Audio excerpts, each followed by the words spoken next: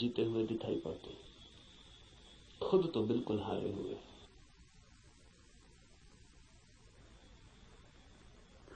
आप भी अपने को हारे हुए दिखाई पड़ते होंगे, औरों को तो आप भी जीते हुए दिखाई पड़ते हैं।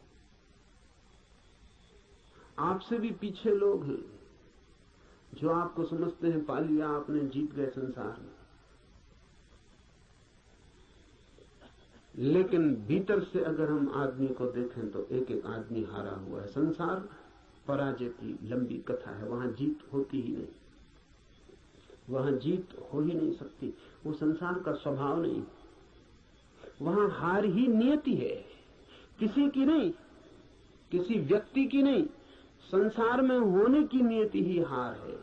वहां हारना ही होगा, वहां कोई कभी जीतता नहीं।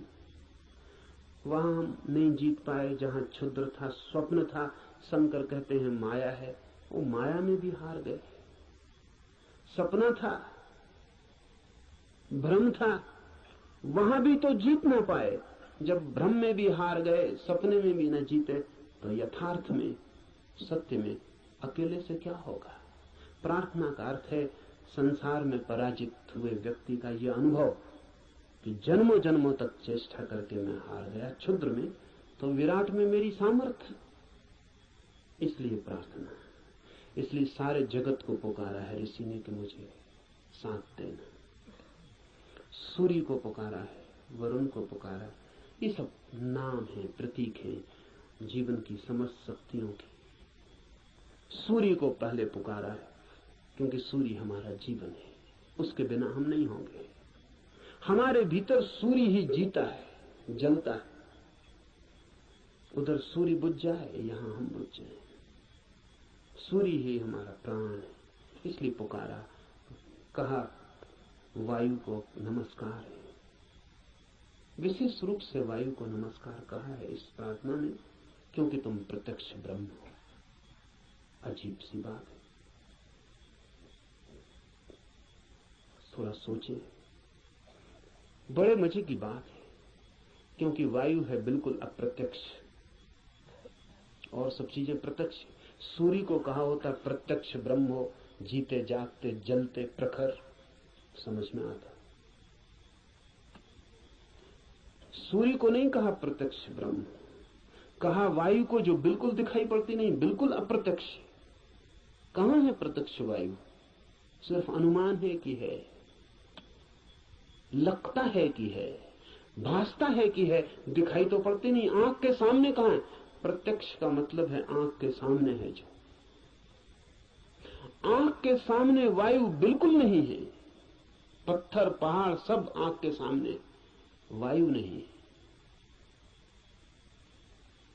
लेकिन ऋषि कहता है हे वायु नमस्कार तुम्हें, क्योंकि तुम प्रत्यक्ष ब्रह्म हो। इसलिए कहा कि वायु जैसे दिखाई नहीं पड़ती और है, और आंख को दिखाई नहीं पड़ती फिर भी आंख को छू रही है प्रतिपल। ऐसा ही परम सत्य है, दिखाई नहीं पड़ता, छू रहा है प्रतिपल। वायु दिखाई नहीं पड़ती क्योंकि हमारे पास देखने वाली आंख नहीं है।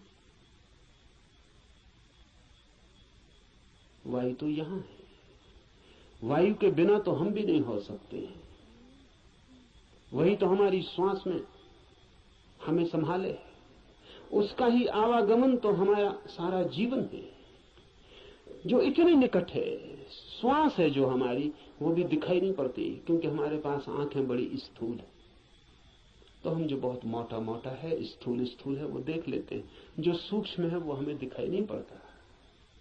वायु सूक्ष्मतम है, हमारे सामने मौजूद है, भीतर मौजूद है, बाहर मौजूद है, रोए रोए में मौजूद है और दिखाई नहीं पड़ती।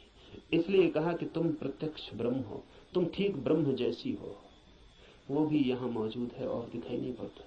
और रोए रोए में वही समाया है, रोआ रोआ वही है और फिर भी उसका कोई पता नहीं चलता। इसलिए वायु को नमस्कार किया है कि हम वायु को तो जानते हैं, ब्रह्म को नहीं जानते। वायु से एक धागा जोड़ा है कि ब्रह्म